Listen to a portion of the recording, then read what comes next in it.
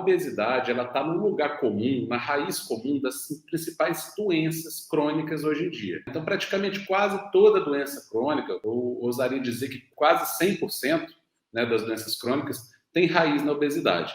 E aí, entre elas, aí, né, aqui está enumerando apenas algumas, não são só essas, né, mas as doenças cardiovasculares, como o infarto, as doenças cerebrovasculares, como o derrame, doenças autoimunes, como artrite reumatoide, né, doença de Crohn, o lúpus e outras tantas, a psoríase, né, a artrite, a fibromialgia, dores crônicas, dores lombares, dores articulares, dores tendíneas, né, tendinites, bursites, né, o próprio diabetes, a pressão alta e o câncer. Eu tenho uma criticazinha a esse slide. Eu não acho que a obesidade é um galho dessa árvore, eu acho que ela é o tronco, tá bom? Acho não. Isso não sou eu que estou falando, isso é a ciência que diz, tá? Então, a obesidade ela está na raiz de tudo isso que vocês estão vendo aí e muitas outras doenças mais, como síndrome de ovário policístico, infertilidade, alterações tireoidianas, né? Alterações gastrointestinais como doença do refluxo, gases, má digestão, ou intestino preso, ou intestino solto. Então, são as diversas manifestações do corpo. Cada pessoa vai apresentar um conjunto delas, né? É uma combinação única, não é que todo mundo vai ter tudo, né? Uma pessoa vai apresentar mais um quadro de artrite, outra vai apresentar mais um quadro de diabetes, pressão alta, a outra vai desenvolver um câncer, mas a raiz comum, o tronco comum dessa árvore é sempre, praticamente sempre, quase sempre a obesidade, tá? E a gente tem que lembrar de uma coisa, pessoal.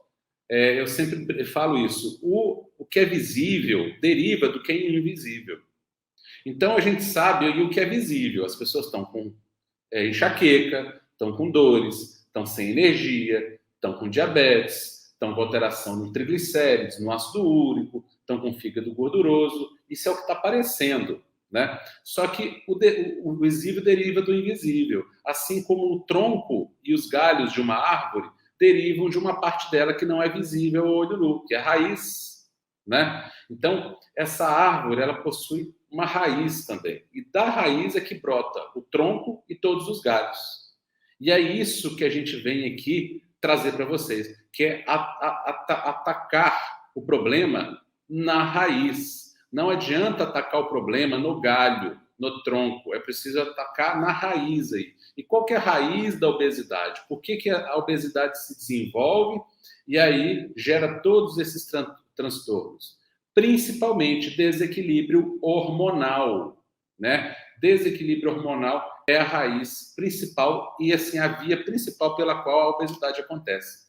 Não é possível haver obesidade sem desequilíbrio hormonal.